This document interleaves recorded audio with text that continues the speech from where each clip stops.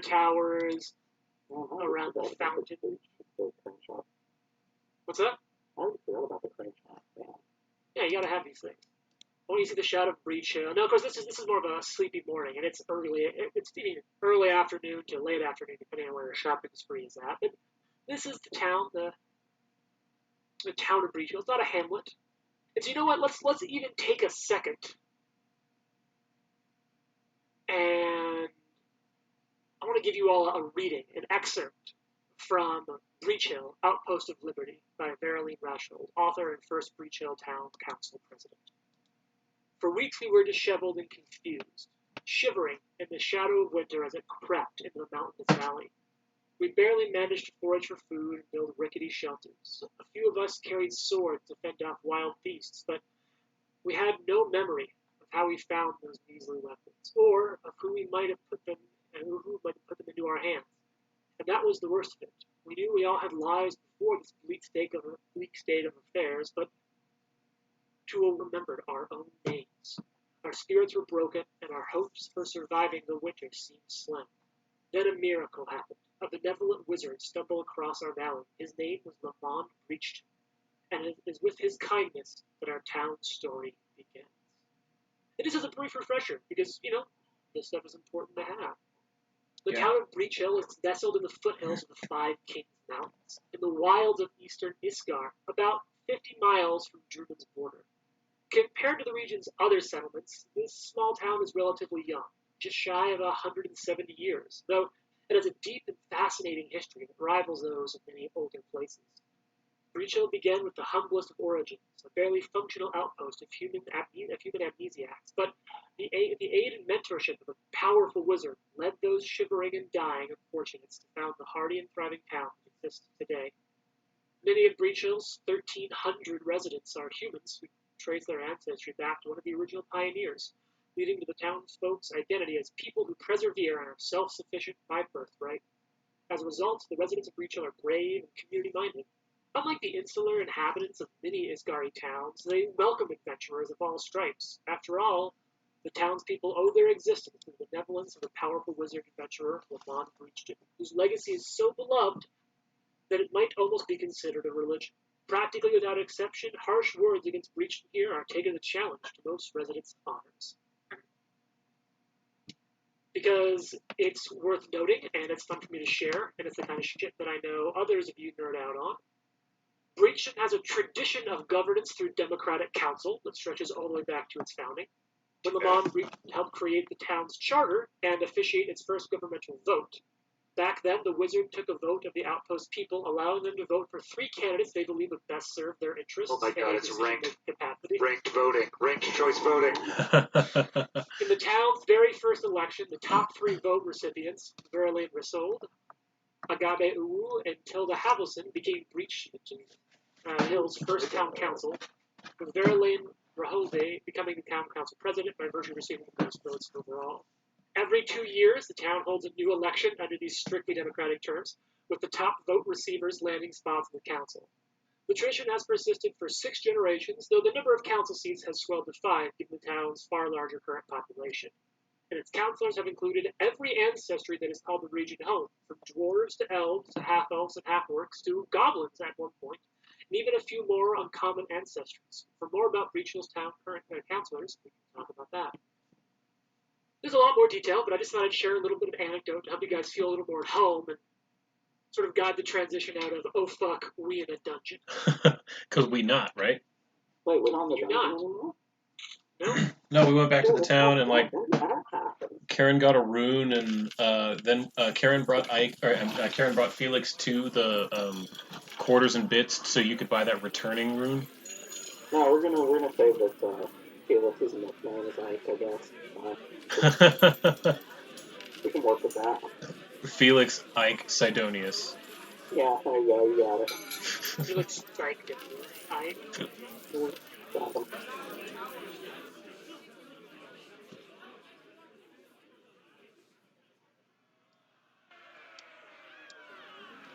So you guys are back in town.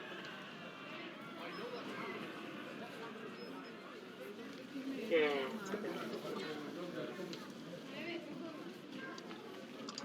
some about town music, motherfuckers. Yeah, motherfuckers. Yeah, motherfucker.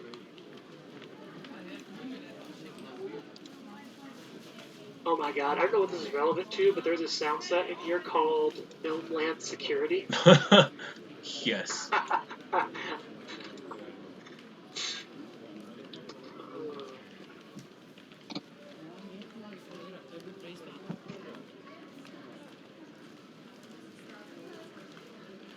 Yeah, let's just go with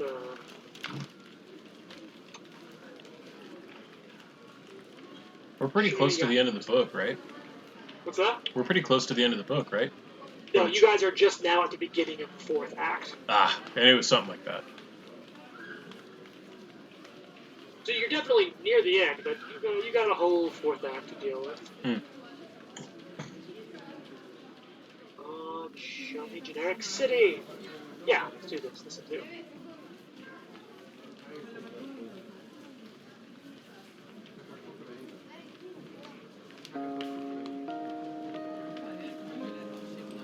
Oh, this is just wonderful. Yeah, you guys are back in town. And then what I was really trying to find was, here we go. It's maybe a little too chill. This makes Charlie want to go find Brent. Go on a date. Yeah. I do have a note of Brent the guard that Charlie has a crush on. I know it's fiction. Of course, if you're really going for that, Charlie, then I think we're gonna have to kick in. Yeah, put her Oh. Oh, but you like this is like God of War where we have to like pick us up at the right time.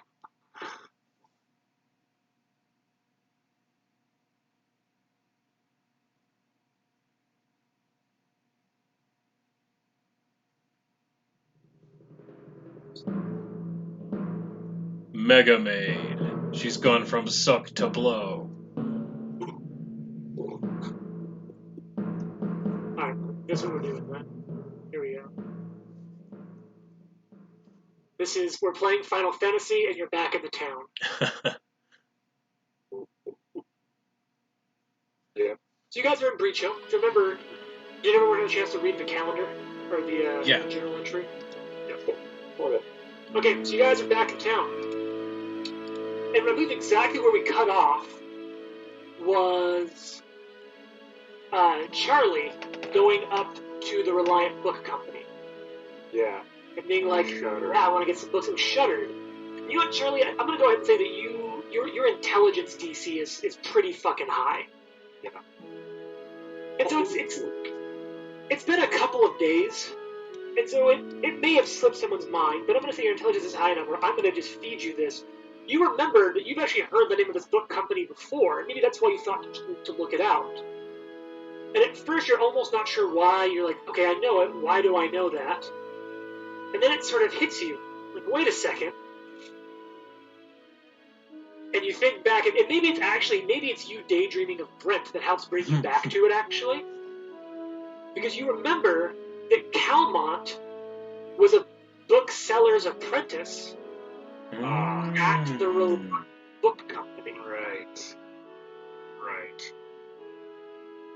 Yeah, Now- that would complicate things. Because isn't Brent the one who said that, like, that cad of a bookseller's apprentice or whatever? That is. I remember there was some line about Calmont, that something of a bookseller's apprentice.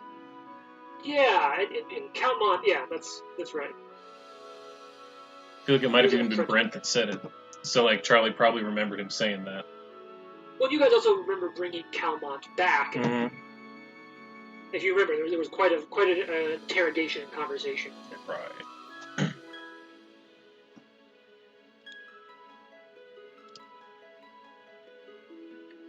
So anyway, that's where we're gonna come back.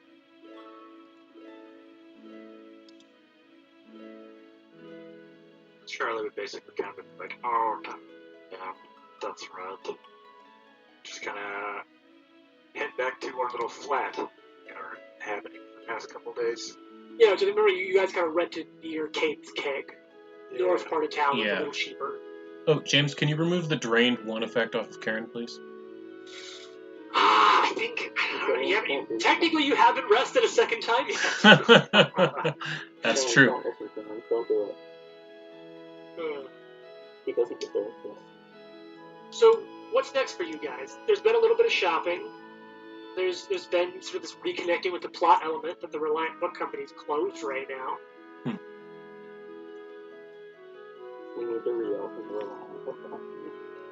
Yeah, it's weird that they're closed, because if Camelot was just The Apprentice, why would they close up completely? Is this Eli, or is this a Karen conversation? That was mostly Eli. Okay. I'll say Tam is going to probably start over with the near Morta's mortuary. Figures like there might be some friendly disposed people to, a cleric of Pharasma around that area, and then slowly try to he's gathering information. Awesome. There's like some cool mechanics for that now. So what are you looking to find?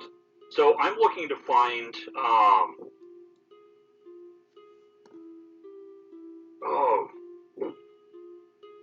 Well, let's take a look at gather information. All right, I'm trying not to metagame this because I don't know. I wasn't over at the Reliant Book Company, so it's like I don't have that information as a character.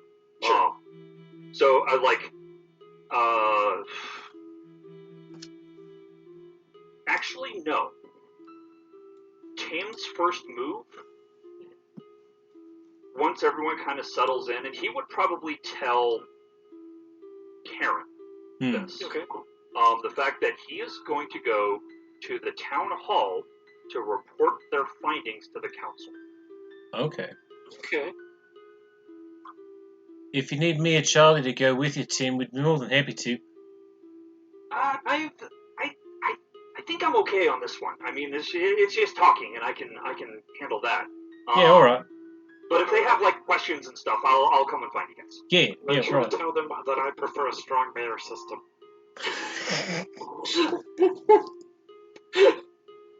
I will endeavor to do so. God, I gotta say, with this group, there is a low-key part of me that wants to try to update Hell's Rebels from 1st edition to 2nd edition. Because it's one of the coolest APs, and it takes place in the heart of Cheliax as a group of people working with the Firebrands organization to liberate parts of the despotic rule. Oh, jeez. To liberate parts of the country. And it's so fucking cool. But it is all about bringing down a fascist government, Trent. Wait. Yeah, that sounds perfect. Well, Nate, when I was telling them, one of the next APs that they're starting to release in July is one in which you all start off as members of the City Watch in Absalom. During increased pressure of opening of a gentrified neighborhood in a previously downtrodden, monster-infested part of town. Oh, dear God. I'm like, oh, cool, another urban adventure. Sounds perfect. In the one city bigger than anything else we could imagine. All right, so you head down there, and you get to the town hall, and it's afternoon on a weekday. It's specifically, so glad we have this. So someone should be there. Wheel day. It is Wheel day, and this town hall is not just ceremonial. It also has offices for staff members who support the town government and its municipal functions. So there isn't the council isn't necessarily there, but there is a town manager. Okay. So you come up, and you sure enough, there's a couple of guards there, and who should be there but Brent the guard. Damn. I don't think we've cast, but I think we maybe need to retroactively cast Brent the guard as Nathan Fillion. I'm here for it. Amazing. Okay. I disagree.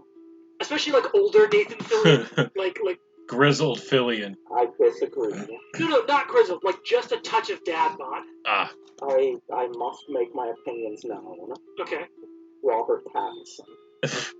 No, I'm saving him. I want to be able to bust him out for something. Oh, that's exciting. Okay, if you're saving him, I'm excited. I acquiesce. Because I will say this: there are 6 books. There are 6 books in this and I agree with you. And basically, each book will introduce a new setting. This will be your guys' home, but you will James Bond style travel to different routes. You'll have new casts almost every AP. Oh, very So I've got to save some good actors I like for some back pocket ones. cool. So yeah, Nathan Fillion, Brent. How you doing, Tam? I'm doing well. Brent? Yeah. Officer Brent. Right. Oh, no. I'm just Guard Brent. Guard. Officer Brent was my father. See, he hasn't gone to officer school yet. He's just Mr. Brent. Teacher Brent, not Professor Brent. No, you don't need a degree to be a professor. Trust me, I don't have one. What can I do for you? Well, my companions and I managed to help out the Grumble Brashers and clear out their the Citadel, the old Really? Hell Knight Citadel. Wow. Thing. But we found some rather disturbing stuff happening there. Evidence of necromantic rituals and creatures that should not be there from another part of the world that has no business here. Like hell? No. Like our physical world, but from like thousands of miles away. Oh, No way they could have survived coming here on foot, kind of thing. interesting. Well, okay. And I figured it was a security risk thing to the town, and I should probably tell someone. I mean, not to be the not my problem guy. Most of the time, the Rumble Brashers kind of keep that under check. But you're right. I think this is probably a bigger deal. Yeah, we had heard that things were looking a little better. We actually did get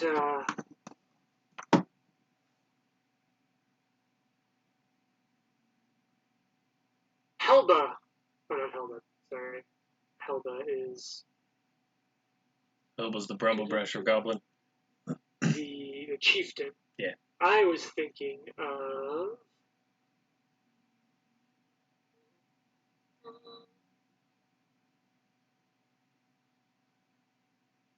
Where the fuck is it? It angers me that none of the maps that I can find easily of the world have scales on them. I think that's probably intentional. It's a lot harder to create a scaled map. Mm-hmm. Yes, but as someone who makes maps as part of his job, Oh, yes, I map off There- picture. yes, I consider myself a map off picture as well. Yeah. well, I mean, Says- it's not. I think it's a mapographer. a metographist. Photographer. Mapographist. A mapist. A mapper? No, a mapist is someone who's racist against maps that aren't real. The Mapernonicon? No, that's for resurrection of old projections that are become dated and useless. That's very... That's the Mercator. That's the Mercator projection. Mapcator? I'm making cartography jokes, and no one gets them. Woohoo! Back to normal. Mapcator projection? The only thing that I know about map making is I read one book once. It wasn't related to maps. Isaac has just read a single Yeah, book. he just read one book one time. No, it was actually a really good book. It was about the history of cartography in Korea. Okay, that actually sounds really Did fascinating. you know that cartography in Korea was highly influenced by the Arabs? I didn't. Okay, what makes book sense. is that? Post it into the Discord if you remember what the book was called. Because I'm interested now. Because I'm a nerd for this. It's like I have like 300 and 400-year-old maps. Nice. So, he kind of looks at this. Well, I do know that Warble came to town, and Warble sent a report. The Brumble Brashers were okay, and there was some information there, but suppose, well, I guess this is a big enough deal. We should alert more. Once again, not to be the government guy about it, but is there any chance, Tam, that you could wait here or check back in soon? I'll send word to the mayor and make sure that she can show up here to help discuss this. That's fine. I just want to make sure that people are aware if there may be more coming, because one of the things we found was whoever was summoning the beings, the people's creatures from the Mwangi Expanse. Do you know where that is? I've heard of it, heard tales, Okay. the savage Mwangi expanse. Yeah. I remember hearing the stories of the bard about the Absalonian noble who was discredited his family died on an expedition there, and they say that he was raised by there it is. They say that he was raised by the apes of the Mwangi expanse and became their king. That doesn't sound like a tulip, so no bard I know. No, but yeah. No, So his name was Edgar of the Burrows. Is that anything like Jenny of the Block? Very similar. That's Jenny from the block.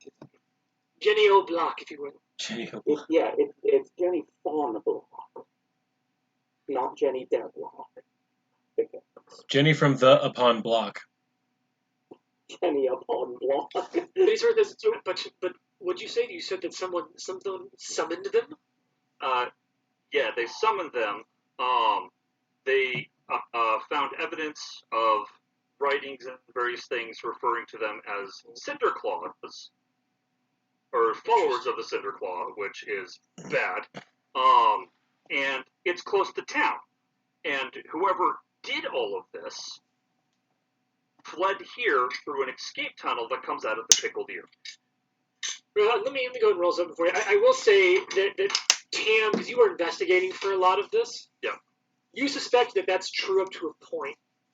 Based on the way you understand Charlie's deciphering of the runes, so the necromantic trigger, Mhm. and what you've seen and know of undead, with the position of the tunnel, you guess in a horribly odd circumstance of events, somehow the Cinder Claws got there. Perhaps unconnected to the Cinder Claws, someone came into the east end of that southern wing, activated the necromantic wards, perhaps accidentally, perhaps on purpose, and then left. Because what you guys saw is you guys fought through the undead to get to that point, that tunnel, But and there's clearly no nothing evidence. else had fought to or from that point. Okay. But either way, potentially even more worrying because now who and what is that person Mm-hmm. or entity outside of already the Cinder Claws being there? So regardless, he says that Mayor Gardenia can be here in a couple hours. You're welcome to wait or come back at about dusk. At about dusk. Okay. At that point, then I will head over to Morta's mortuary, saying as that is the closest thing we have to a Church of Pharasma in this town, and just use the time to recenter myself and all that kind of stuff. So it's a big black painted building. It's heavy and onyx colored curtains. It's a place of business for a female human mortician by the name of Morta Velasquez. She's a bit eccentric. Her daily fashions include elaborate morning gowns, gauzy black veils, elbow-length satin gloves. Honestly, it might be one of those places that you kind of check in on, but I don't know how you want to feel about it as Tam, but it doesn't take Tam super long to realize that Morta definitely views death as both a business and a lifestyle. Her flighty mannerisms and morbid outlook and the funeral dread, it might seem a tad macabre, but to her it's just sort of a part of life, which it's a fascinating part of life, but she is definitely a worshiper of Pharasma, and there's various images of Pharasma and Pharasma's psychopumps, particularly the bird-like Gnosi that decorates the mortuary in the form of paintings and sconces, floor statues. And as you spent a little bit of time there, you know what? Let's go ahead in the same skill that I had Eli work on last time. Right. If you remember that whole making a friend. Mhm. If you're interested in doing that downtime skill, it doesn't take Tam too long to start to realize that Morta might be one of the most well-informed gossips in town. You don't say. So I'm gonna skip over to that downtime activity. If you're up for that. Yeah, let me see, because I think this is. So this is normally, as we talked about, it's normally diplomacy, but if you can justify a reason that it's another skill, you can always roll diplomacy, but if you have an insight into another skill of a common interest. I am perfectly happy with saying, actually,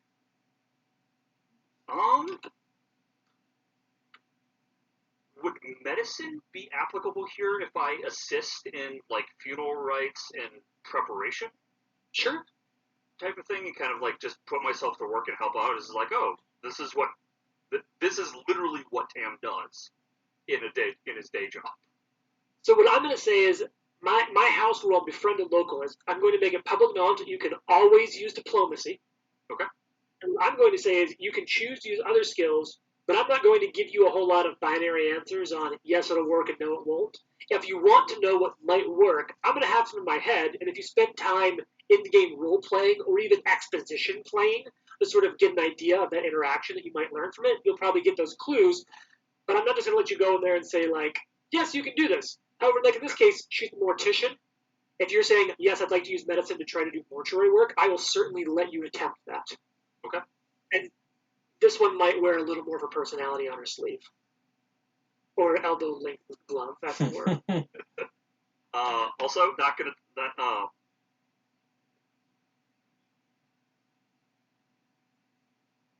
there's also I'm just trying to think of how to phrase this. Tam, having been in kind of a more monastic setting, with this, everything was very businesslike and everything. Like encountering this very flamboyant, he's a little bit out of his element and kind of starting to form a crush. Okay. As like follow Pharasma and this extravagant woman Mm-hmm. who beliefs aligned with him and was just like, okay, there's something here, but he is totally awkward about it. Oh my god, is Tam going to start dressing goth to impress her? Yes. Yes. The answer is yes. Depending It's just how that this goes. scene from Spider-Man 3 where Tam walks out and he starts dancing down the street. All right, so go ahead and give me a medicine check. All right. I will also say I'm not sure if this applies to this or not because it's specifically for gather information, but I do have the Hobnobber ability. Oh, okay. Talk to me about that. Gather information, exploration activity takes you half as long. Which Okay. I'm not sure if this applies here or not. If you're a master in diplomacy, which I am not, we won't worry about that. Well, so in this case, you're working to forge a bond, but you do get bonuses with this person if you've created a friendship. So if you do attempt to gather information with the town gossip, you can definitely do so in quicker amounts of time. All right, so let's see if we can make friends. That was not bad. So you're working on it. Tam's awkwardness kind of sets it upwards. It's not a success, but you don't do poorly, and she appreciates the help. She talks a little bit. She's kind of working at it. And at one point, what do you talk about with her? Not role playing necessarily, but sort of what topics are you talking about with her? Probably for start with, I was just like, kind of business. How does the town run? Comparing it to, what he's used to in, working in the gardens. Okay. She probably asks you a little bit like, what have you been doing here in town? I haven't seen you in a couple days. Yeah, and I tell her the broad strokes of helping the Bromble Crashers. And I think she probably even stops at that for a second, just, not this year, not yet. Really. Just kind of definitely captivated an interest. So what I will say is if you want to go ahead and attempt a gather information check at this point. Okay. Oh, thank you so much. In half the amount of time. Oh, what are those? What are those, James? It's salmon. Nice. So, yes, normally gather information takes, I think, a few hours. Typically 2 hours, but sometimes more. But you can do so in an hour with her. So go ahead and give me, it's a diplomacy check. What's your training in diplomacy? I am trained. You're trained in it?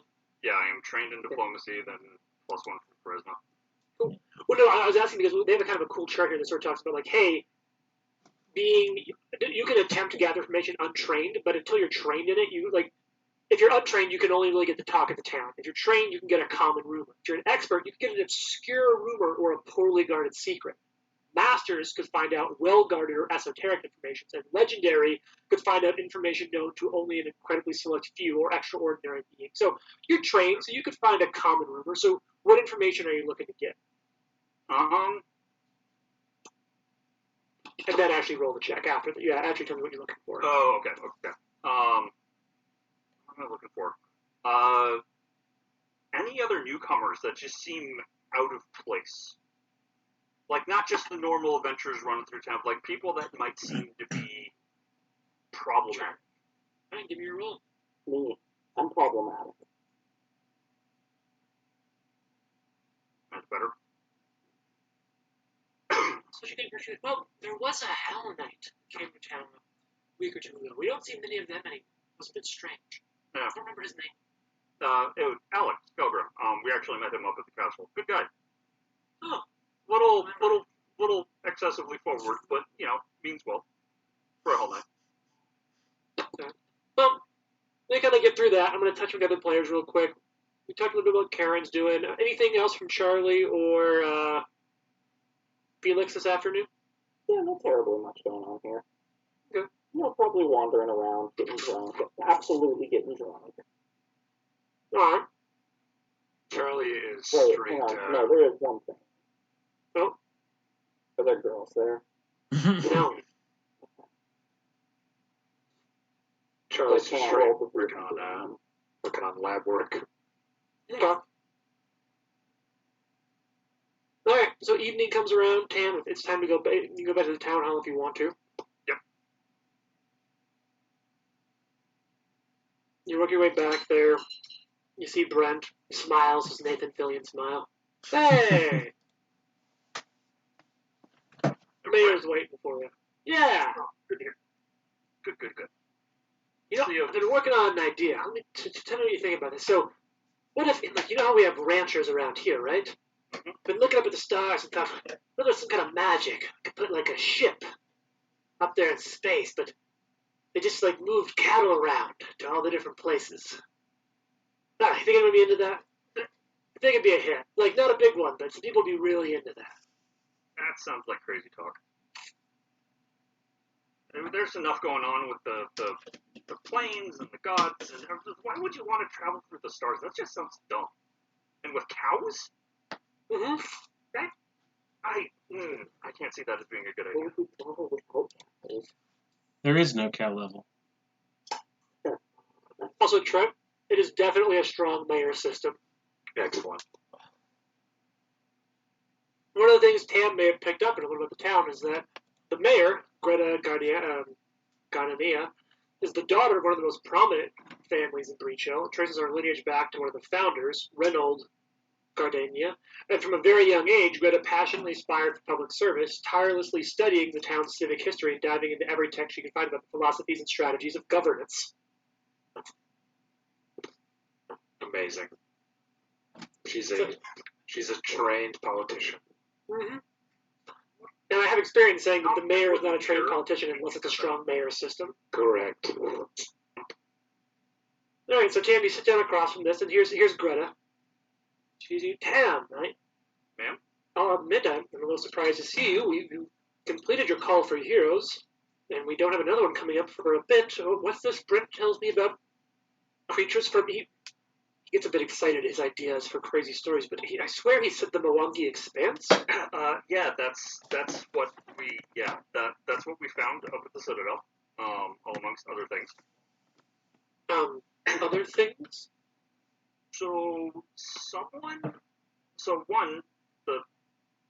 There were creatures from the Mwangi Expanse that have some connection to a kind of fanatical religious group called the Cinderclaws. Worship ancient dragon. Not great. There was some stuff of that nature going on, but then there was also someone triggered the defenses of the Citadel. What do you mean by defenses? Traps? Not so much traps as in the ancient Hell Knights that were entombed there rose from the dead and tried to murder everything.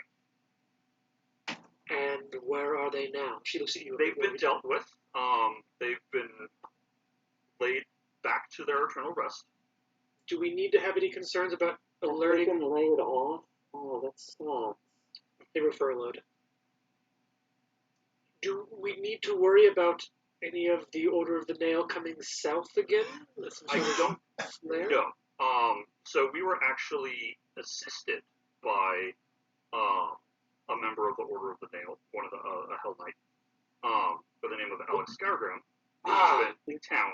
Yeah, so I've met him. He came to speak with us about the histories and inquire. Okay. Well, He that's actually assisted us and was helpful in dealing with the situation. But my concern was that there is a tunnel between the Citadel and the Pickled Ear that someone seems to have traveled through. the bar. Yes. They traveled through this tunnel, performed some sort of ritual, tripped the defenses. At the bar. Well, the tunnel that starts at the bar and then leads to the Citadel. Oh, sorry. Yes. I was about to say I couldn't imagine any ritual being performed at the bar without them puking. Yeah. But no, Or so eating they pickles. they managed to get through that tunnel, or go through the tunnel, get to the Citadel, perform a ritual of some sort of some nature that I've yet to discover, and then retreated, and that activated the defenses of the Citadel. So someone here was trying to do something with the Citadel, which may have a connection to the bringing the members of the Cinderclaw here. Like I said, the ones from the Cinderclaw are from the Wongi Expanse, which is thousands of miles away. So, yeah, I just thought someone in the town should know about it. I appreciate it, but I will say the reason we have our call for heroes is to not tax what guard force we have through the bounds of our city. Well, clearly there is some connection to our city for this. I worry about the public sentiment that may come out of this. It's been called Hell Knight Hill for a while, and it always looms across the edge of the horizon, a great source of stories to scare young children or inspiration for those older ones who hope to one day themselves seek employment at our call for heroes. But do you think you and your companions might be willing to investigate this, to look into it? Just find out what you may. Yeah, we can. Like I said, my concern isn't so much. It seems that whatever was happening up at the Citadel, it has been resolved. I don't think whatever parties were there want anything. They either got what they wanted or didn't get what they want and have since retreated. But my concern is that whoever did it is in town. Well, then that's even more important, right? You've proven yourself, you and your allies, to be quite adept at finding and retrieving problems such as that cat of Bookseller's Apprentice. What can I say? We're Hufflepuff. We're good at finding things. Like death? Yeah. Well, if you'd once again be so willing as to help, this town would appreciate that, and heroes such as your own. Now, I will say, Nate, because you weren't here last time at the very beginning, there was a comment that Alec made about wondering what happened to the second underground level. Mm-hmm. Right. Oh, were you there for I was that? here for that. Yeah. Okay, cool. Yeah, I because couldn't remember. their cases all caved in. Yeah. Cool. Just making sure we're all caught up. All right. Because well, if you look into that, there's not much we could do. This isn't a formal call for heroes, and I don't intend to hide anything from our population, but perhaps there is an advantage in playing this a tad close to the chest, as to not rattle everyone so quickly after. She kind of looks around, and you can see parts that have been worked on and repaired, but so quickly after already losing a part of the town hall to the fire. Of course, we'll let people know, but I'd much rather the news be that you've solved this problem than the problem being unsolved. Of course, if we ask, we'll be honest and we'll let folks know. And if you think there's any danger to the public, clear and present danger to the public, of course, let me know. We'll have the guard patrols doubled, and perhaps we'll already begin doing that in the meantime. But I don't feel that whoever's behind this is interested in the town so much as the Citadel. Okay. I just think they're using the town as, especially the Pickled Ear, as a way to get up there without being seen. Well, please, Tam, look into this and report back to me what you might find. I'll let the other council know. All right, I didn't want to overstep bounds and started asking questions. No, Well, of course, I can offer you no official authority, but we're a Right. town that respects our adventurers, and you're a bit of a hero at this point after saving the Brumble Brashers, keeping the town hall from burning down. I'm sure no one will balk too much at you asking a question or two. Just, don't break any major laws. Major That is laws. the thing I will not do. You're not there. She's not making that offer to I you. know, I'm just asking for you. If we break minor laws, is she going to be mad? Consider it a Kiefer. Consider it a Jack Bauer sort of thing. The end might justify the means. I'm with you. I hate your methods, but goddammit, you get results. You're sort of like, well, excuse me, it's getting late, and I do need to get back to my family as well as write some of this up for a report to the other councilmen and women. Right, of course. Thank you very much, Tam. I appreciate it. And Tam will see his way out. I'll play myself out. So yeah, Tam, you kind of got that, and you know that Karen and Charlie have rented a little flat. You got a room that you've been renting on and off at a tavern just for a couple nights. Is it like duskish? Mhm. So Karen would be down near Breach Creek trying to do some spearfishing, hoping to sort of attract other people so she can kind of teach them how to do it herself. Essentially, what I'm trying to ultimately do is set up sort of a charity spearfishing competition to help Le Mans Lament as like a downtime activity. So most of the river activity here, there's not a ton of interest in it because the river here is primarily used as a means of industrial transport. It's a logging river, Oh, or there's not a they'll lot of float fishing? down barges with livestock. So don't get me wrong, there's some fish in it, and some people fish on the banks of it, but it's not it's primarily dominated by the logging. I and gotcha. other Okay. industries. Then never mind.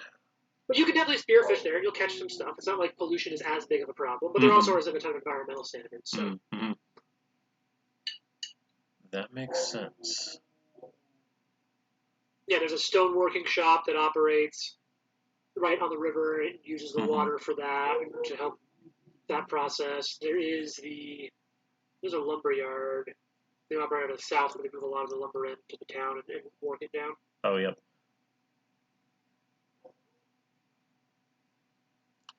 Then I would be helping out at Le Mans Lament. Okay, well, we're gonna set the sun and bring up a new day. It's now Oath Day, the equivalent of Thursday, when many contracts are signed and started. Tam, you wake up, you've got a mission. I do. The first thing I do, though, You got a mission is from God. Which I'm on a one? mission from Aegon. Aegon. Only one at the moment. First thing I'm going to do is cast Continual Flame on my lantern. Nice. Nice, you get it set up. Let me also share this with you guys real quick. Phenomenal. I think this is pretty fun.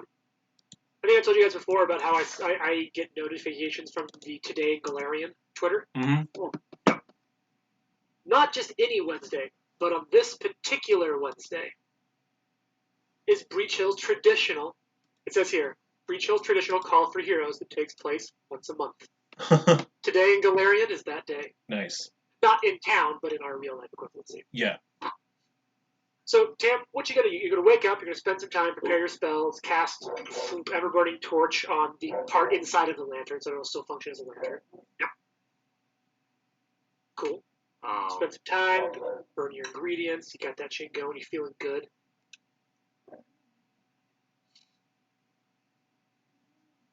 What's next for Tam? Tam, the rambling man. I would try to actually find Karen and Felix.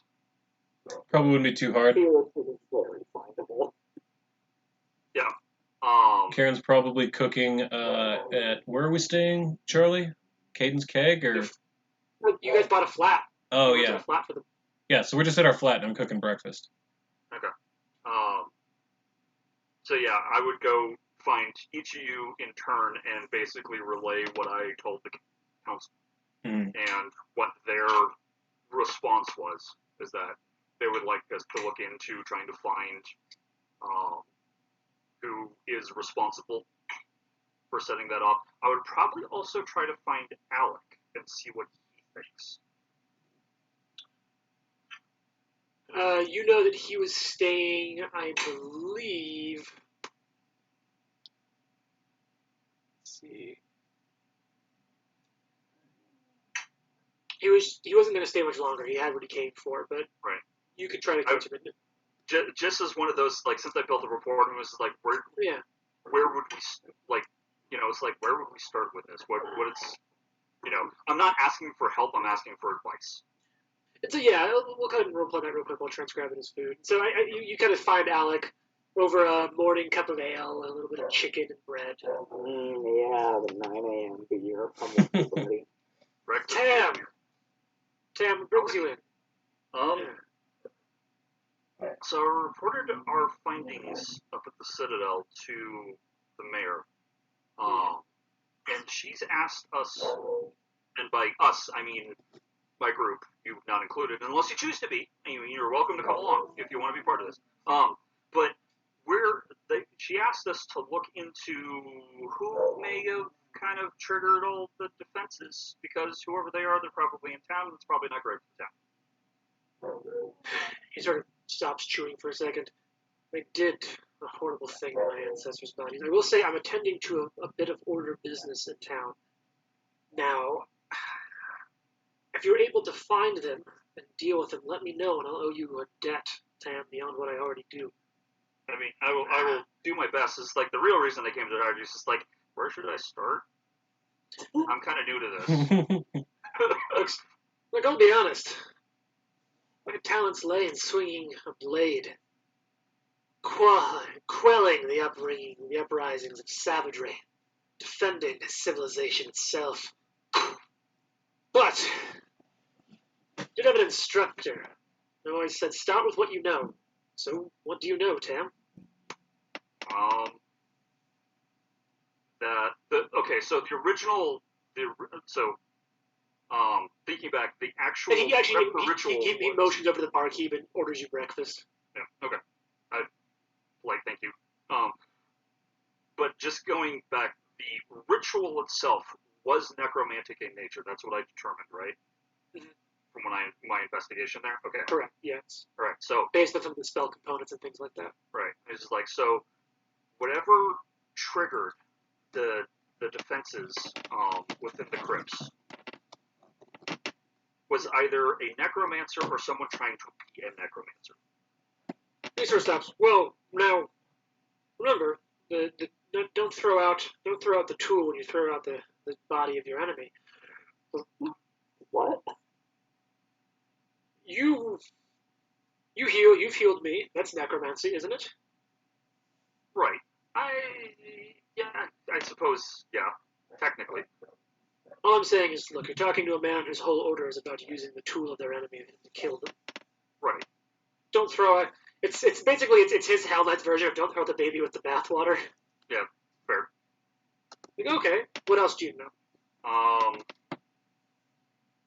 They didn't know what.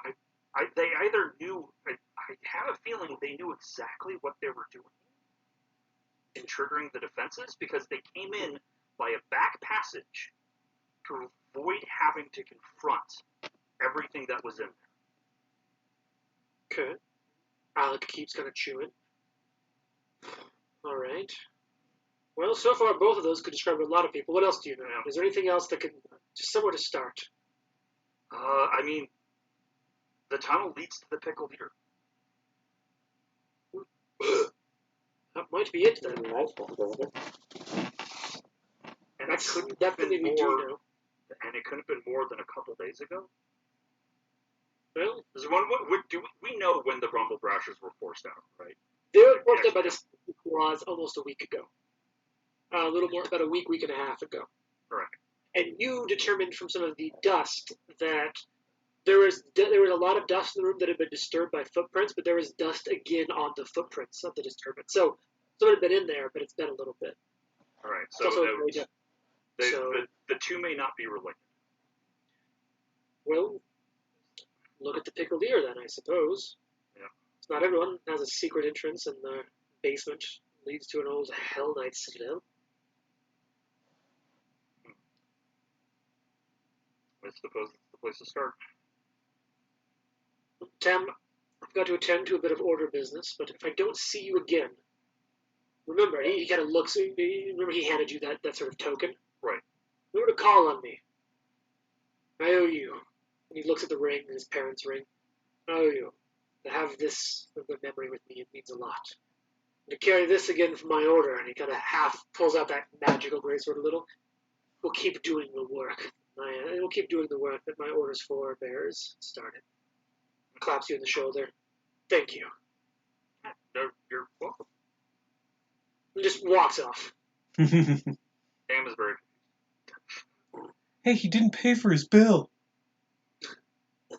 He did. A Hell Knight? Yeah, he's gonna pay for it. He just will leave no tip. Bastard. Exactly. So what's up for Tam now? Tam's going to gather the group together a little, basically? Yeah. All right, where are you guys gathering at? Just for the sake of me painting an image in my mind. Monument Probably- Hill is where I'd be hucking spears into the water. Or Circle, Monument Circle.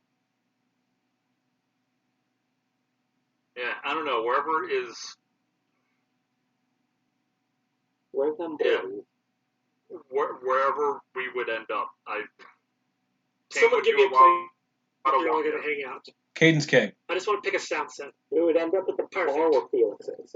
Yeah. Caden's Keg sounds about right.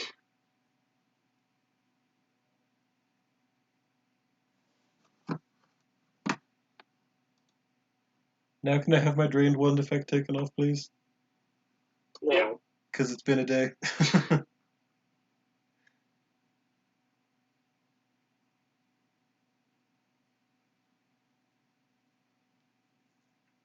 And Sirenscape's being weird on me now. No. Yeah. Well, I'm gonna hit Let the bathroom down. real quick then. Do it. Punch it right in the face. Do it.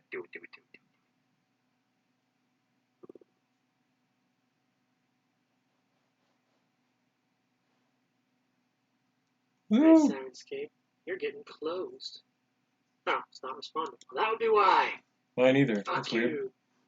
Maybe their server went down. Yeah, I wonder if Amazon servers are getting fucked right now. Could be.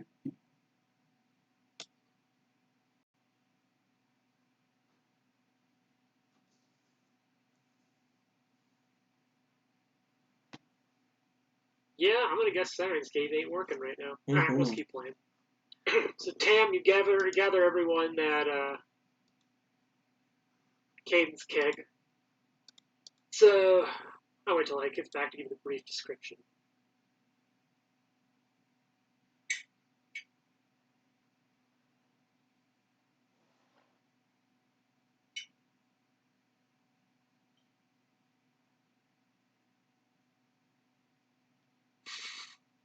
I love the little notes they provide about these places. It's so cool. Yeah, it's great. There's so much Oh. stuff. Oh, Sirenscape's loading maybe? Just really slow like?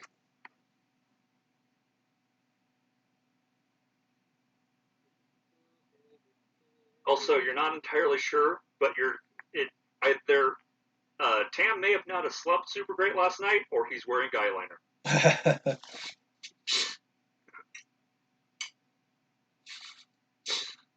Uh.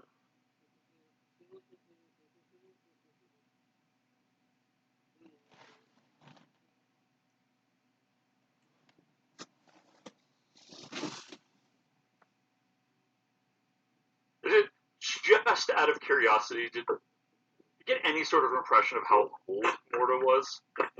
It was not established, so I'm gonna Fair enough. say she's in her like very, very early 30s. Okay. Crime. Yeah, it specifically does not mention an age. All right, we'll cast her later. So you all end up at Caden's Keg. It's a rousing, well-kept tavern, one of Breach Hill's most popular places to enjoy a hearty meal and a pint of ale. And it doubles as a temple of Caden Kalian, the freewheeling accidental god. A part of this is, of course, due to the tradition of hero veneration that occurs in Breach Hill, and another part has to do with the fact that the proprietor and primary bartender, the head priestess Byron Tythe, is pretty good at her job. She loves little more than when adventurers tell rousing tales of their daring exploits and deeds, preferably in conjunction with frequent purchases of ale. The priestess particularly loves when a good story holds the entire tavern wrapped, and has been known to provide entire rounds on the house when that happens as an offering to her god. As a matter of fact, this is probably where Felix had an opportunity, if he's a local, to really learn a little about Caden Leon over free ale from other people's stories. It's a good business practice, though, since a captivated and tipsy audience is usually willing to purchase more food and ale as the evening progresses. And Felix does tell stories.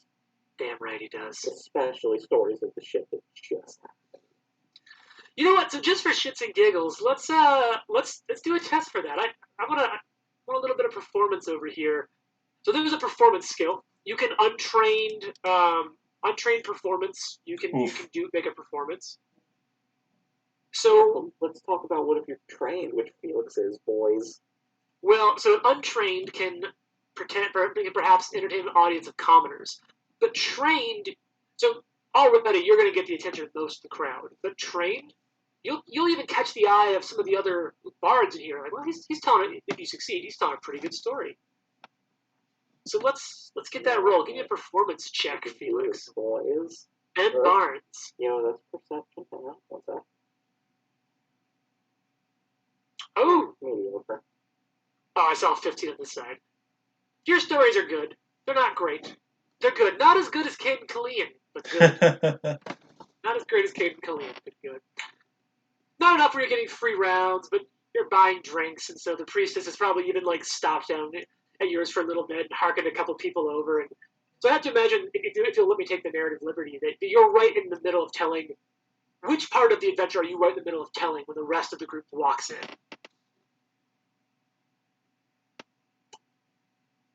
You know what? Talking about the cube. The gelatinous fucking cube. Talking about the goo.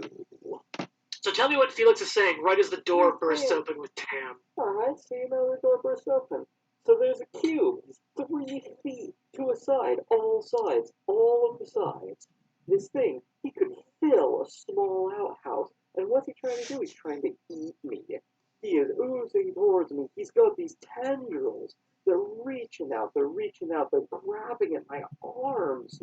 But my comrade, she slashes at him. She cuts the tendrils before they can get to me, and I'm just scrabbling back, trying to make distance, so I can use my spear, because these oozes, you can penetrate them. And boom, door flies open. Who's in for an arm wrestling, Mitch?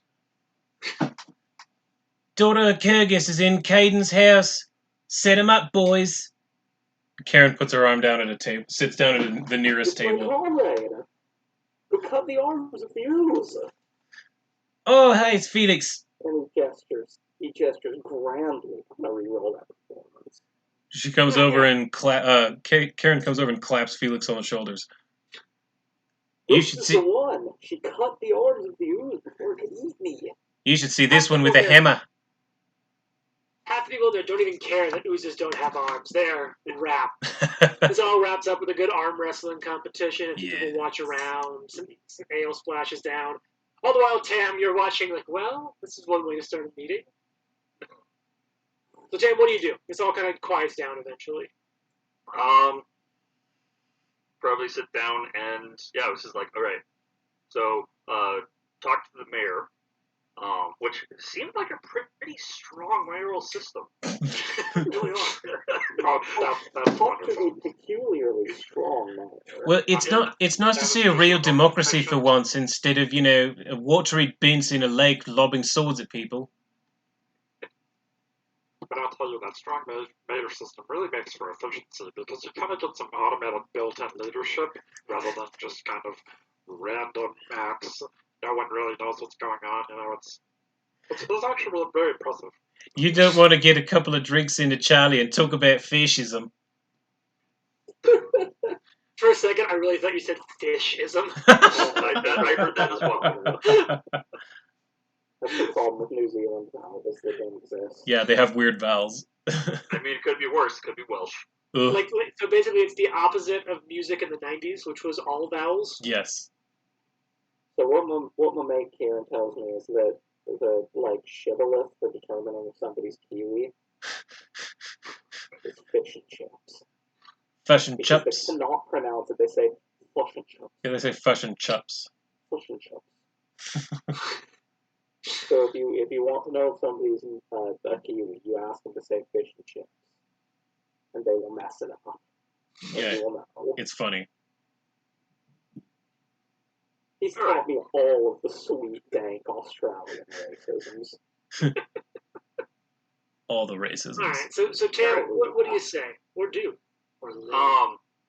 So once everything kind of quiets down, it's just like, all right, so talk to the mayor and told her about what we found up at the Citadel with, the Hell Knights rising from the dead and rituals being performed and Cinderclaw. And this is not an official hero thing, but she did ask us to kind of look into it a bit more, see if we can't find maybe who was responsible. You mean whoever set off those trips? Yeah. And whoever brought the Cinderclaw here, because they may be linked, they may not be linked. Because from what we saw of the ritual, that may have happened some time ago. Whereas the Cinderclaws were only there for about a week, according to the Bramble Rashers. So the two may not be connected, or they may be connected. I don't know. Well, the Bramble Brasher said that the Cinderclaws were there for more than a week, but not a month. They're not kind of sure, because I always used to sharing the space with other monsters and stuff. Right. But they were pushed out about a week ago. Yeah. We do know there's... Question. Yeah? I went over to that Reliant Book Company, and the whole thing was closed up. Oh, that's the one with Kelmont, yeah? Yeah, but if you're just missing your apprentice, you wouldn't need to close up entirely. So maybe we should find out where the head book guy dude is. Oh, if you're missing your apprentice, you would only need to close up halfway. That's a good point, Charlie. Exactly. I mean, wouldn't you have more than one apprentice? Maybe. So maybe only a third of them. Yeah, you shouldn't need to close the entire shop just for that. Wait, booksellers don't need to close up shop, but they're not blacksmiths. They're... never mind. They never mind. If they never mind, then how can they run a shop? Yeah. Books. Cam gives up. Felix has been drinking, it must be said. It's 10:15 in the morning.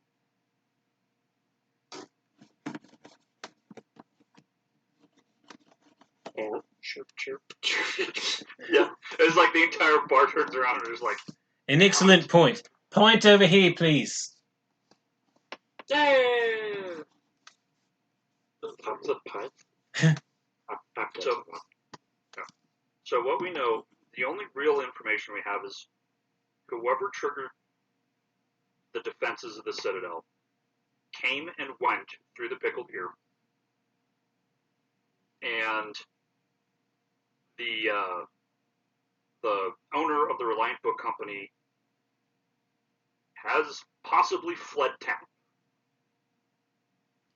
Do you think there's So any where do way we to start? get? Do you think there's any way to get inside that book company, like a back absolutely. door? I'm sure if we ask if you just want to get inside, I can get you there. We were specifically asked not to break any laws. However, we were given permission to investigate, so I'm sure if we ask, say, Brent, he might just let us in. Brent? Oh yeah, he was that guy who helped us out with the fire. He would let you in. Yes, but we don't want to break any laws because we want to be friends with people here. Yeah, it's incredible. We want to get if we're given permission to go in, then we won't get in trouble later. Yep, we're gonna have to talk with Brent. So why don't we just not get in trouble now? That's what we're doing by asking first. He's overrated. I think we should ask Brent. Yeah, see, Carly's with me. No, not a Charlie. Yeah, Charlie tends to be a rule follower, except when it comes to those them fish bones. She'll tear your face off for 'em. I don't think anyone will fight that. Probably for the Charlie's best. down, I'm down.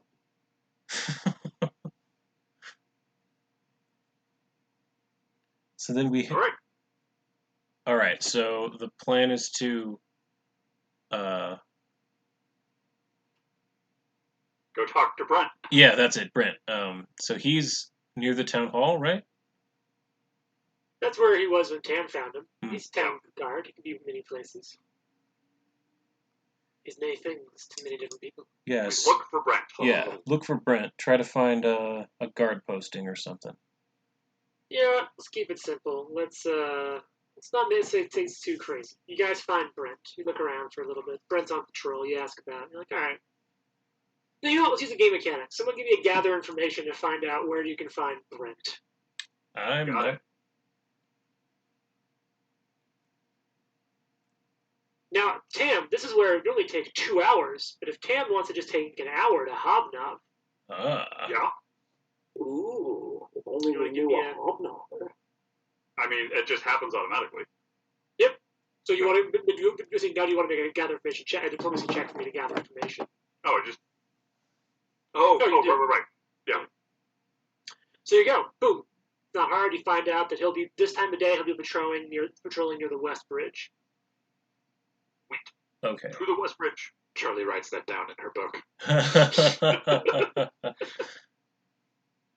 Her little black book. Yep. Next to a sketch that says C and B for E. Yeah, the heart around it. Yeah. So yeah, go find Brent. You guys walk off there. He's walking. Tam, seen you twice in 2 days. Yeah. Hi, Brent. Charlie, right? Charlie, don't be weird, dude. You remember that? Dude, don't be weird. What can I do you for, Tam? So, we have been charged by her mayorship to investigate the things I was telling you about yesterday. Oh, she mentioned what was going on. We should increase patrols, but she said, don't make a big deal out of it. Right. What's up? So, we think that the proprietor of the Reliant Book Company may be involved because they're suspiciously not here anymore. So we're hoping we could, Involved? we're hoping we could go up and maybe poke around the shop and see if we can find anything. Bookstore's locked up like a drum. Well, that's probably a good place to go look, right?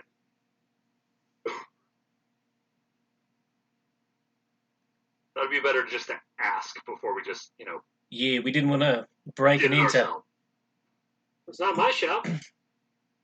Well, we were explicitly told not to break any laws, so we figure we had permission from the town guard to go in first. And Felix, like, comedically shrugs in the background. Look, honestly, I can't really give you permission to break in. It's not even something I could do without talking with council first, and if it's in the course of investigation, which I haven't been given, so really, I can't tell you that's okay. And if anything, it's probably better for you if we don't have this conversation. Right, okay then. We've never had... It was a great meeting you. I was so glad you told me about the special over at Cadence Kick. Yeah? Yeah? Yeah? It was a great special, but not as great as Caden Killian. Yeah? Yeah? And he just starts walking off. Yep, yeah. Yeah, we'll head back up north to the Reliant Book Company, I guess. Right, Felix, we're doing this your way. Alright, boys. So you guys, you arrive in front of the Reliant Book Company. It's a small bookshop. Felix, you're either a local or you've been in town for a while, right? Yeah, he's a returning descendant. That's right. So you know a little bit. You know that they buy and sell rare tomes, and it's Anymore. it's not the highest traffic area. It's small and obscure, and it's sort of tucked into an out of the way corner, so it doesn't see a lot of foot traffic particularly. Right now, uh, it's pretty shut up. The front door has a lock on it, and Charlie can share with you that when she tried the front door, it was definitely locked. And you see that there's three windows because of the way it's sort of built into a corner in other buildings, very European style. It doesn't just have four freestanding faces. Felix has a question. Yeah. What's Europe? So you also see three windows, and Felix, it isn't hard for you at all just sort of checking the place out to see that they at least have locks installed on them. No idea if they're or not. Oh, never mind. I guess it is freestanding. There are four sides to it. Yeah. Okay. So it's secluded, and so now because we're in my mind we're in exploration mode again. Mhm. So let's talk about your guys's sort of modes. What your peeps doing? Karen is definitely scouting, trying to, be the guy on the street corner looking out for guards essentially and people. Okay. Tam, Char, Felix, what you doing? Tam would be investigating. Okay. Charlie and Felix. Charlie's gonna go with follow the expert here. And what's the expert doing? Trying to break in. But are you trying to? Yeah, but sneakily, obviously. Well, it makes my question is: are you first sort of casing the place? Are you first trying to be? Are you being stealthy? What's your main priority here? Well, the assumption is that there's nobody inside. So, like, obviously I'm trying to avoid being noticed by outside people, but also assuming that the guys around me will yell out if somebody's looking. So, Felix is not being particularly stealthy. So right now you're almost more casing the place. Yeah, more like So you're approaching. So I'm going to put you down right now under investigation, but I'm going to say it's investigation by way of your thievery skill. And I'll say that Charlie's kind of digging in her pack at the moment, grabbing out those thieves' tools that she just bought and is very happy to get the chance to use now. Hey. So Charlie, I will say that Felix is not an expert in thievery. He's trained in it, so you cannot actually follow the expert here. Oh, okay. I cannot believe you out of me like this.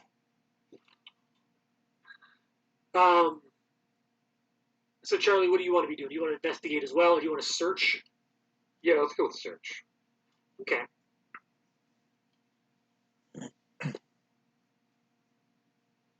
So you gotta start moving up. You're casing the place. Felix, it's not hard for you to pick out a couple of things right away. Front door's locked. Looks like a decent lock on it, but not crazy. Three windows, locks are engaged. Not crazy. There's windows on each of the three. There's windows on three of the four sides of the structure. All right.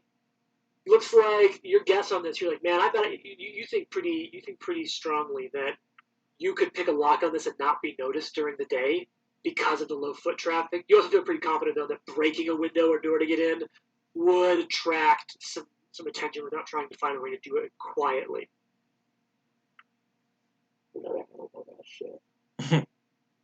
And actually, I do want to retroactively say something a little bit to I want to retroactively comment back to Brent.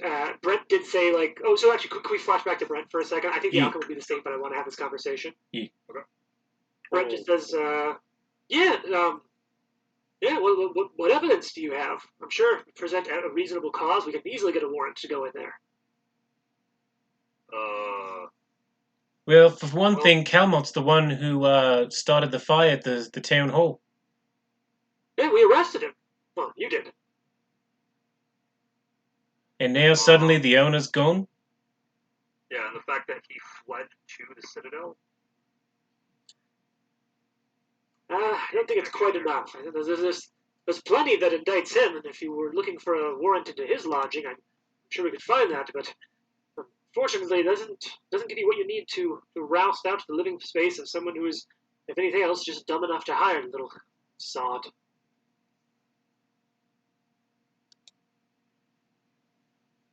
Can we Does that check his mean- place? Does that mean we can go to his place? Sure, if you guys want to. I'll hand wave on this and say that he was renting a small room above an inn, and that there's nothing inside it beyond a few small things. Okay. Fair enough. They've searched it, and there's not much Sure. there. Okay. Yeah. He seemed to have cleared it out when he made a run for it. Hmm. Okay. Well then, yeah, nothing's changed then. Yeah. I don't think, unless anyone else has any ideas. No, I just wanted to. I realized, I'm like, oh, that's a good point. I never really highlighted. You guys have no probable cause No. Yeah. We or totally do. evidence. It's literally just we have a hunch we want to break in. Yeah. Yep. All right. Which, however, as I've said before, in my mind, this is a very James Bondian adventure path, and that's exactly what Bond would do. Yeah, it is. So, all right. So, Felix, you said you're not going to try to pick the lock. You're going to try to break a window. No, okay. Okay. He's absolutely picking the lock, but I'm just All right. tossing out there. Now, I want to say, Charlie, you do have your sense. So, if you want to try to aid, you can definitely aid. Now, are you going to try to pick the locks on the windows or the door? That was a suspicious question. Well, I give you 2 points of egress. So, Ingress. but Charlie, Ingress, yeah. before we try this, I'm gonna cast detect magic, Smart. looking for specifically stuff I'm not expecting. Like, obviously, I know we're gonna pay.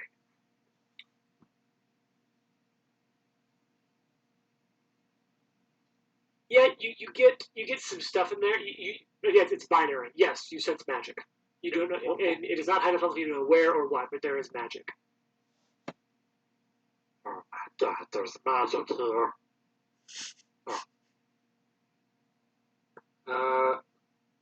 What kind of magic? You know, Felix kind of pauses fiddling. I can't tell that at the Kind moment. of level. Yeah, it's just like I can't determine type and range at this. I'm not that experienced with this particular spell yet. I just know that there is somewhere in there is magic. Could be the doors, could be the windows, could be something under a counter. Well, it's good to know, then. And Karen will at least pull out her flail and hold it. Also, folks, Sirenscape is back. Hey. So I'm about to get some music playing. If those of you who want to, Yeah, coming back in now.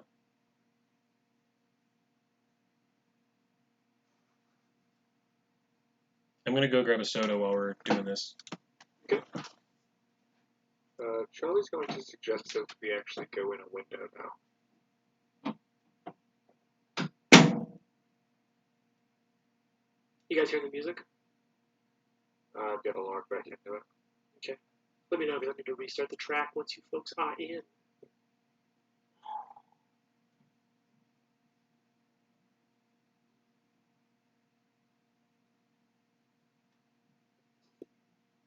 Also, I kind of think that the tornado system is like northeast of Greeley, but moving northeast, so I do know there's a severe storm warning. I cannot get it to load now. It's not responding. Okay, it might still just be funky. Yeah. If only we could have taken some time to prepare for this. Oh well. No. One living creature. Genital repose.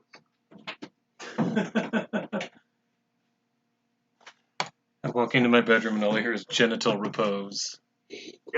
That's about right.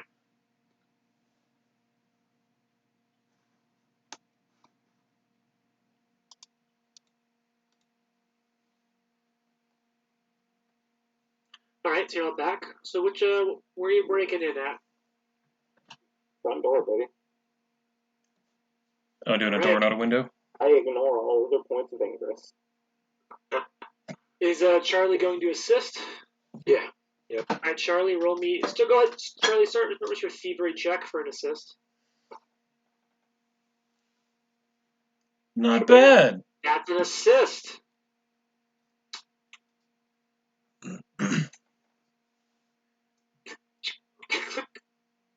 Not much time and problem at all. Felix and Charlie pop the front door.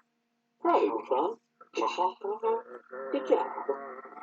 Felix now looks down at Charlie. Learn from the best. Oh yeah, you did. And Felix like puts out a fist. Charlie like covers it with her hand. Oh yeah. Felix nods. You got it. They're doing like the gear shift. Ner. So it opens up. Yeah, you know, good point. Felix like moves his fist up and down. Hell yeah. So it opens up, and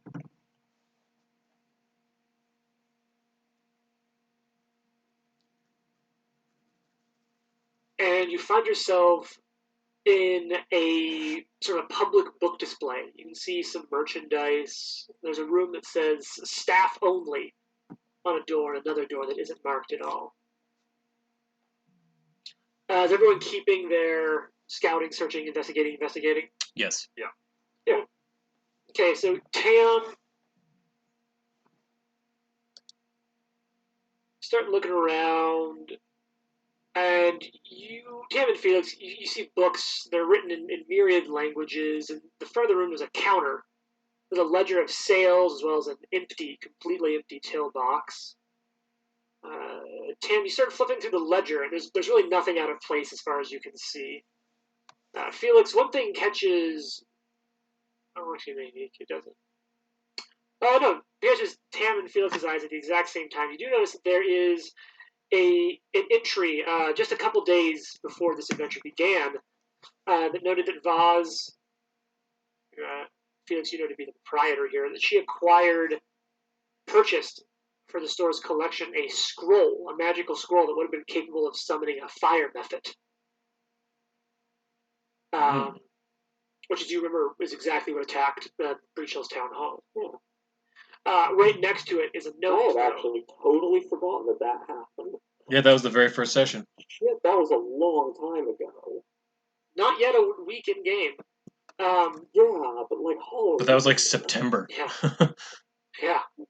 Jesus. You also see a note next to it, dated on Oath. Would have been Oath Day, the 31st of Erastus, the day before this adventure began. Another note noting that scroll was then stolen, reported stolen, and had gone missing. Come on. So you've got a room marked staff only, and then another room, another door with an unmarked door.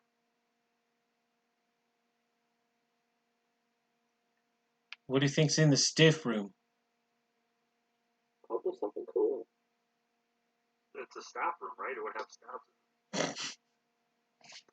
No, but it doesn't say staff's room. It just says staff room. So Yeah, there's just one.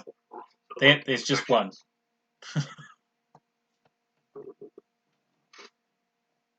We go over to the staff door. Okay. The door, it says staff only on it. Is it locked? So, Karen, you reach your hand out and try the doorknob. It's not locked. Okay. I shall attempt to open And it. so, as you do that, Karen, you open it up, and all of a sudden, spikes come out of the door frame. Good God. Do I get a reflex save? Oh, this is an attack roll. Oh, shit. 28 to hit. Good Lord. Oh, God. Yikes. It's going to do Yeah, there's nothing in here, guys. 19 points of damage. Yikes. As these spikes. Jesus. Oh. Yeah, I just barely missed critting Karen, too. Yeah, just barely by one. Oh, shit. That would have hurt so bad if it crit. Oh my God. Yeah, so Karen is just, and I fall Enough to to the ground, bleeding immediately. fuck. Guess we should have checked that for traps. That's what I get for opening the door.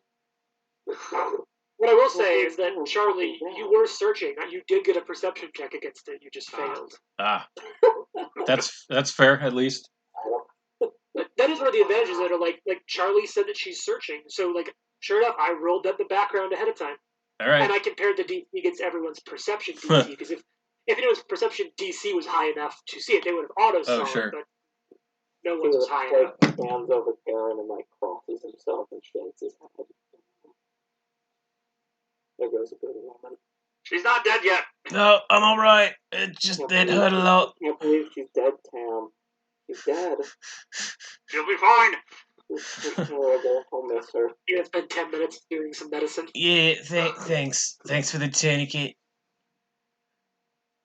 Tam, I miss Karen. So, are these spikes deactivated? They sort of withdrawn back. You don't know. Oh my. Felix is gonna, like, poke. Yay. You want to give me a thief? Well, let me actually see if that's a. Thanks, Tam. I would love to give you a thievery check. And I can do it every 10 minutes now instead of having to wait an hour. Oh, that's so awesome. Yes, you want to give me a disabled device. This is not a secret check. Correct. The disabled device action is a part of the thievery skill. Hey, dirty 20. So you click, and you're able to deactivate. You realize it's built in the door's trigger. It should not go off again, and you have deactivated it completely. Ah, guys, I figured out why it killed Karen. She's not dead. Good job there, Felix. I'm just glad it hit me and not Charlie. Karen, talk to me. I'm just glad it hit me and not Charlie. Oh, I can't believe you're still alive. It's almost like I can hear her voice. You're so here, you're so present, you're so corporeal. Alright, let's try this again. And Karen hoists the flail up over her shoulder and tries walking through the door again. Okay, so you walk through and you find yourself in a chamber, and it's just Felix investigating. Same with Tam. It's clearly some sort of research room, but it's in complete disarray. Papers and books scattered everywhere.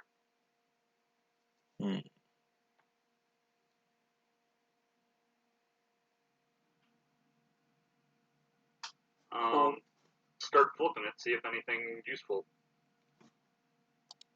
Okay. So Felix, Tam, I'm gonna switch you to searching then. Okay. Because this is not an investigation. You don't have things in front of you. You got to even see what's in here. Right. What's everyone else doing? So it's just Definitely searching. like papers and shit all over the place. I mean, it was trapped, so Felix is looking for more traps. Like, this was messed up. Karen is standing mostly in the center of the room, eyeballing up above us in corners, trying to just look and now that spike trap hit her, then she's aware that something doesn't want us to be here. Sorry, dog. I gotta tell you, Karen is standing in the middle of this room, mostly bleeding. Yeah. So you're looking through, Felix. You think you may have found a trap. Oh shit! And it's one of those things where you step down, you look around, and maybe some of the papers were covering it, but you think you may have just stepped on a pressure plate. Hey guys. Yeah. Hey guys, nobody move. And Felix kind of squats down, Right, keeping all of his weight on one foot. All right, go ahead. Give me a thievery check. No whammies, no whammies, no whammies. Looking at it, looking at moving. I'm gonna say it takes you about 5 minutes to kind of hurt locker your way through this, right? Yeah. And you find that what you'd stepped on was a loose floorboard. Wow. But that's it. That's what Felix finds. No one else notices this, but Felix, you definitely find that what you stepped on is a loose floorboard and not a trap. Is there anything under the floor? No, it's just a little loose on a nail. That's what gave a little. Okay, it wasn't quite well, but Oh, thank goodness. You really didn't want to take those spikes. yeah, we already ate those spikes. So how long are you guys gonna spend looking through this stuff? Is the front door closed?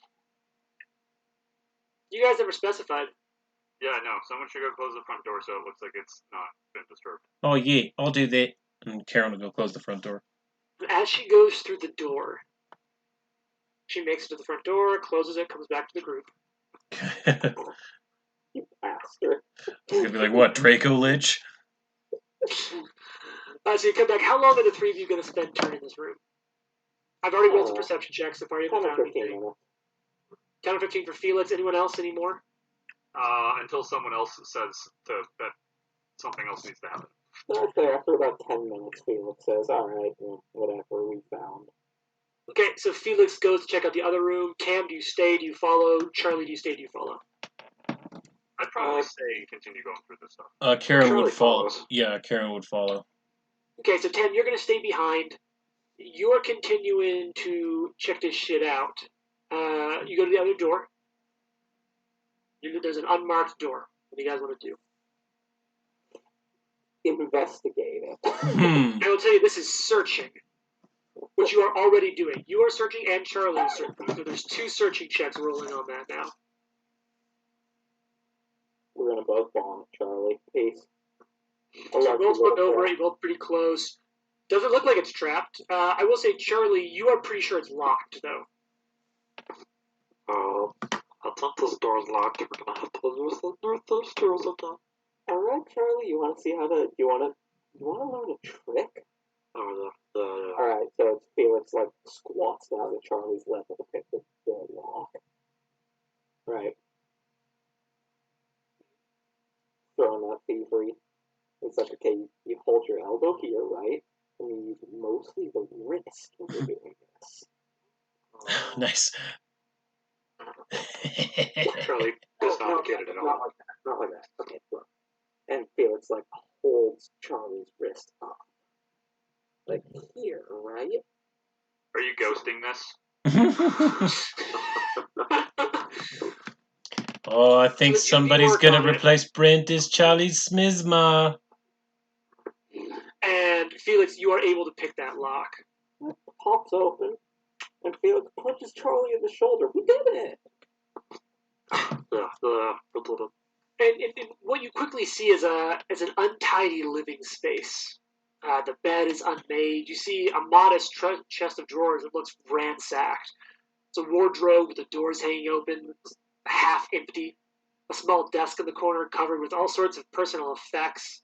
Archivist's gloves, dented reading glasses, alarmingly large ball of lint.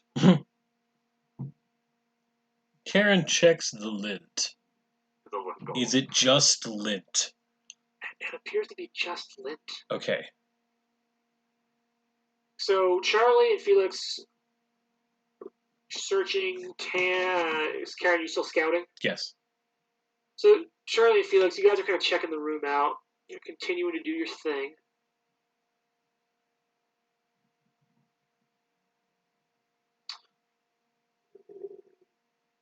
You find how long you guys spent checking it out? You can look around the room.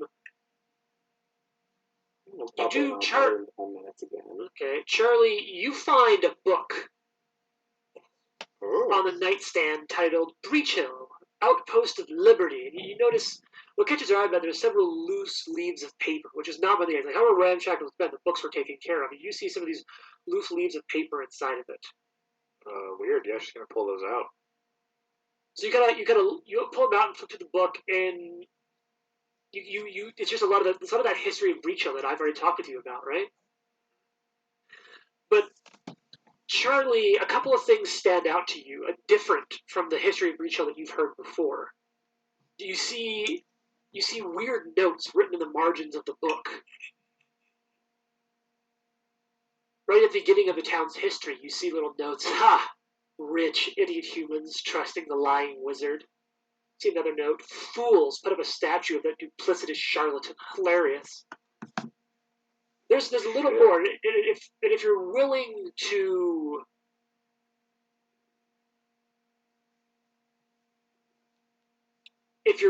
to spend a little more time, you think there might be more there, whether that's now or later. There's a lot of notes. Yeah, she's gonna pocket this book and probably spend that time later Okay. looking through these notes. All right. So while this is happening, it's getting close to about 20 minutes in. It's at about this point, Tam, you still kind of flipping the other room, that you do find some notes that stand out against the rest of the room, and they notably so because they appear to be written in what you can only take as a bit of a rushed hand. Okay. You look at it, you see, aha! Entrance to Alceda's Ring, Guardian's Way. What? What lores do you have, Tam? I have lore. I think it's just lore religion. Well, that's fine though, because your society's pretty strong. Lore architecture. Okay.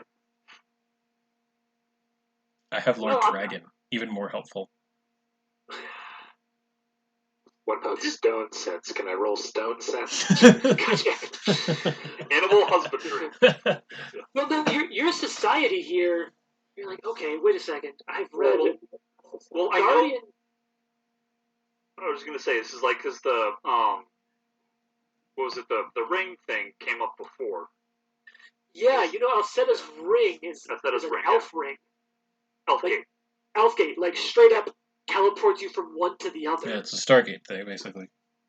Yes, it is literally exactly that. The elves use them to travel from other planets. The elves use them to travel from here to other planets and back, and built them. So right off the bat, a couple things. Tam, you're like, okay, wait, Guardian's Way. You've heard that? It's a military post that was used during the Goblin Blood Wars.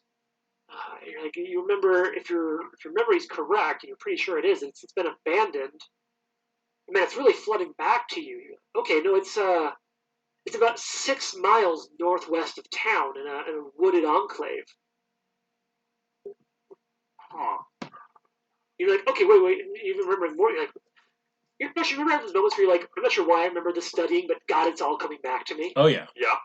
You're like, okay, wait, so Yeah, that's the rules of logarithms to me.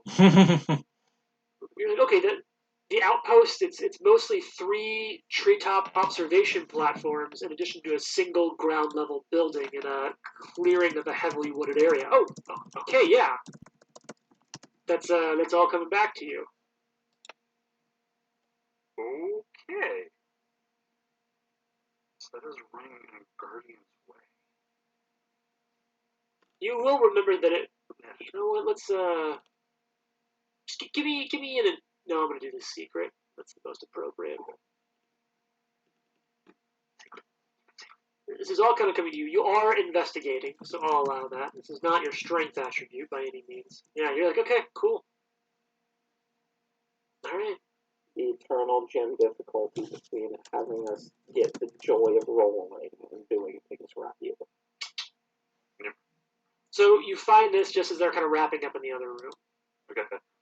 Guys, I think I may have found something useful. Oh, yeah? What you got there, Tim?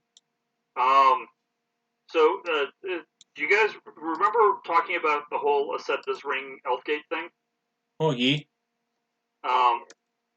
Well, there may be a connection to an outpost to the kind of northeastish, the Guardian's Way. Northwest of town. Northwest. Connected to the elf gates? Don't know, but there's definitely a connection. Tim, you recognize, although it's a little sloppier, the handwriting in this note is the handwriting in the ledger of the bookkeeping. Yes, it is definitely them. Yeah, Charlie will also bring out this book that she's found. Compare that. The handwriting in the margin is definitely the same. If you want to take maybe about an hour for you to look over it here in the book, you two could do that now. We should not do that let's not here. do that here. Yeah. We could head back to our flat. Over And flat. I could cook us up something for dinner. You and Charlie could take your time looking at those books.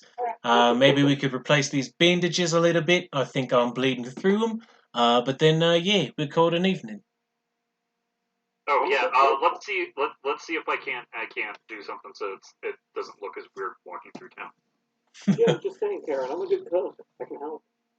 Yeah. Me and Tim, you and Charlie can read these books and compare notes, and me and Felix will go. We'll catch us something. We'll cook it up. It'd be good. It'd be nice. So another 5, Karen. Make it a rock banger. Oh, thanks there, Tim. That And feels mash. great. And mash. You fight the tubers. So I'm going to imagine that this point in the episode, if you will, we're going to kind of cut to a bit of a montage sequence. Hell yes. Charlie and Pam are poring over the book. Study montage. Felix and Karen are fishing. It's going to kind of focus in. You two start looking through here. Interesting. You see all these notes about the history of Breach Hill. And you start to learn a little more. I'm just gonna paraphrase some of this to you. What you take away from this is that while most everyone in Breach Hill fully believes the town's Sacrisine origin as the beneficiary of some kind of selfless wizard, the truth, like so much sanitized history, appears to be far darker. At least according to Vaz's notes here on her research, Lord Breachton was not some big... That's not a word, Doc. What is it? You just said resort. Yeah, researched. It's the best kind. You find here that he was not some big-hearted philanthropist. He was nothing more than an egomaniacal wizard who appeared to be trying to build a society of servants to appease his own needs. And from what she could tell, that when he failed to do so, he wiped the townsfolk's memories before helping them establish Breach Hill. Perhaps he did so out of a sense of guilt. That seems to be what Vaz believes. She has a note here. Fool could have just left them to die. Guilt gets you nothing. Her notes indicate that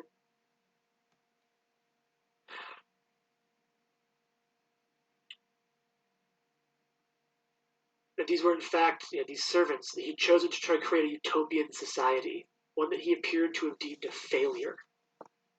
And that if anything, Breach Hill was not only the first settlement founded by that group, it was the second. Just 6 months before the wizard left the defenseless, amnesia-ridden humans of the valley where Breach Hill exists today, he had recruited them to this utopian project, something she can't find names to it anymore, but it had some title and name lost in the folds of time. Each had agreed to come with him to obey a strict behavioral and moral guidelines that they seem to believe would create civic, social, and political harmony. Perhaps the ultimate course of human perfection.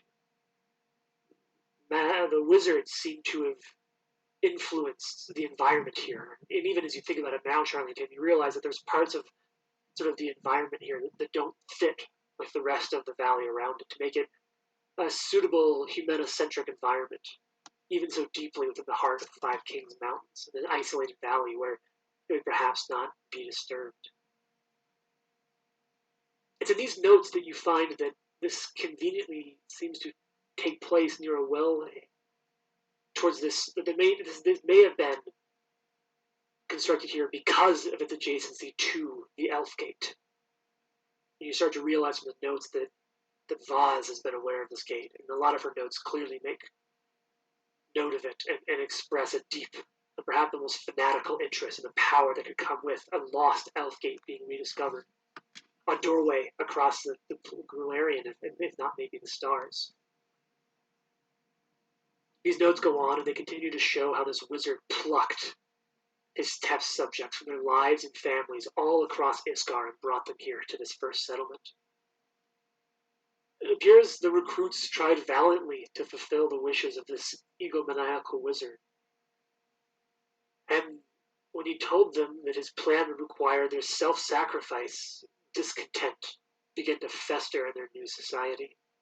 Quickly growing frustrated with the squabbling, the wizard deemed the entire project a failure, ended the experiment, uncreating it, leaving no, so he thought, trace behind, wiping the memories of these humans, the children of Breach Hill.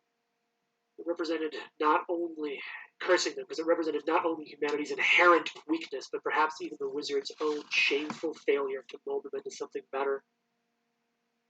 Instead of returning these subjects to their previous lives, the wizard dumped them in a different valley, not too far away, gave them only the barest training to start a life anew, wiped their minds, so that not only their former experiences, but also of their former identities, save their own names. The wizard, Voz speculates, believed this to be a fitting punishment for their failures. Perhaps, her notes go on to continue, also hides his own shameful shortcomings as the master of the experiment. She does note that after all of this, and this is where you note here that it's probably guilt that drove him back, he realized that he would have essentially committed all these former citizens of his community to slow deaths in the wilds of Isgar, whether from... Actually, I need to recon something. This valley wasn't magically altered. It was another settlement not too far by. So this valley has appropriate geology and environmental areas. He realized that this would have condemned them to death, or goblinoids, roving monsters, or harsh winters. And so the wizard did return, and perhaps out of guilt, as Voss speculates, and presented himself as a savior. The wizard, Lamon Breachton, helped them achieve self-sufficiency, not just with respect to food and shelter, but defense, even government and economy. Once his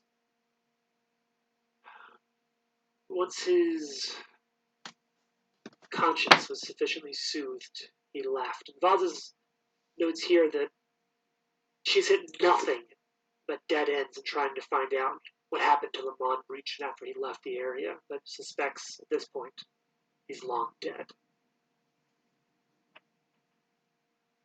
Yeah. And as you read that last line, that sort of almost narrative cliffhanger, that's where we're going to wrap up today's episode. Shit, okay. I will say, though, that making that discovery does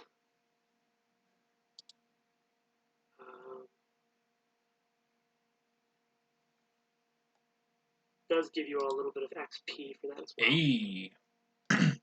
Hell yeah. All right, so that's where we're going to wrap up. So we should need Big 300. plot episodes. I appreciate you guys coming with me on that. Yeah, 356 more XP. We kind of accidentally stumbled upon that whole thing, huh? Yeah. It's one of those things that I appreciate about how well these adventures are written, because there's a lot of different ways you could, a lot of roads, all roads lead to Rome. There's a lot of ways and things that could have changed that or done it. I think it was interesting that you just said on your own, like, yeah, I really want to go to the bookstore. Oh, it's closed. Yeah. Huh. Yeah, I definitely was excited to see how that played out. The trap was fucking brutal. I'm really glad it hit me and not Charlie. And I also liked that trap was for you guys was an indication of like, okay, maybe we're not just breaking and entering into some random person's house. Mm-hmm. Yeah. That was definitely a good indication of that.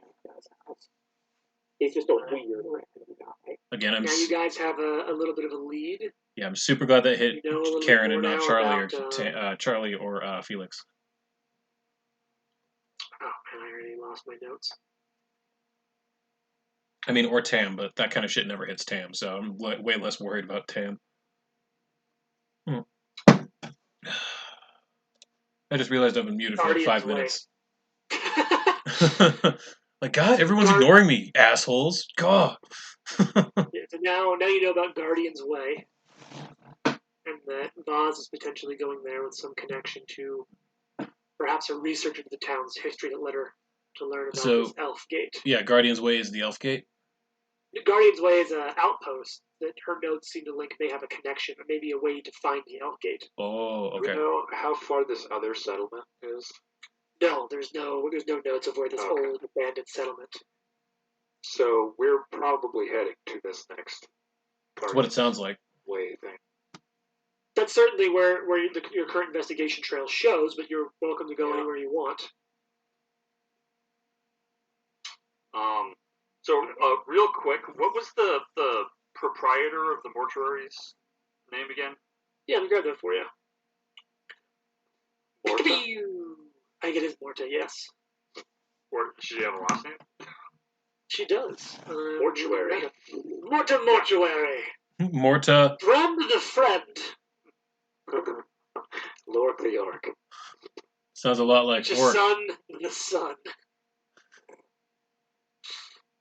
Oh god, did I tell you that there was a great bit in which they were at a con running a quick game, and Joe, at his terrible naming conventions, decided that he wasn't sure what he wanted to do, because he wanted to have a sort of stereotypical cool guy name for his ranger, so he said, fuck it, and made Hawk Raven Eagle Crow. I've heard about Hawk Raven Eagle Crow.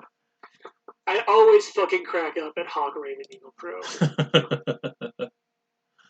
You know what? I'm going to put Breach Hill down here. That's a really useful one. So Morta's Mortuary is owned by Morta Velasquez, a female human mortician.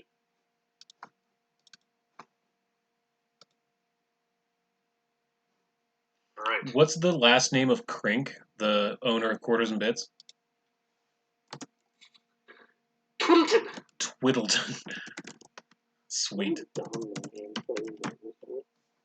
Possibly the most halfling name ever. Yeah, it's pretty halfling. Crink Twiddleton. I don't know. Lumbaceous Elizabeth Bronzearm was pretty halfling. And just going and checking a little bit, it looks like they never flushed out her character as an NPC, so we are free to do that as much as we want, Nate. There's no established age for fighting. So who are you casting her as?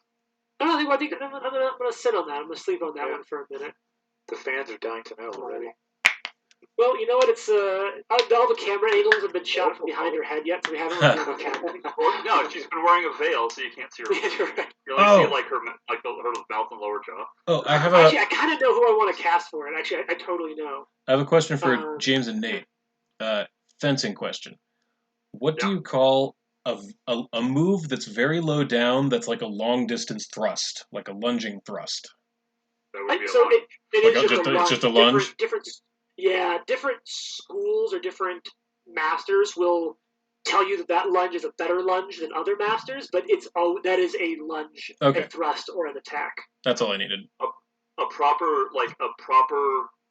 old school Italian lunge almost sees your back knee touching the ground. Yeah. Yeah. I'm just looking for poses for a picture I want to draw. Isn't that just like a lifted lunge? With your back knee touching the ground. I think it's never, because all of the fencing masters were so arrogant that their way was the only way. I think they just called it a lunge, and each insisted that their way was the appropriate way. That makes sense. Yeah, So, like to me. I think what I'm going to go with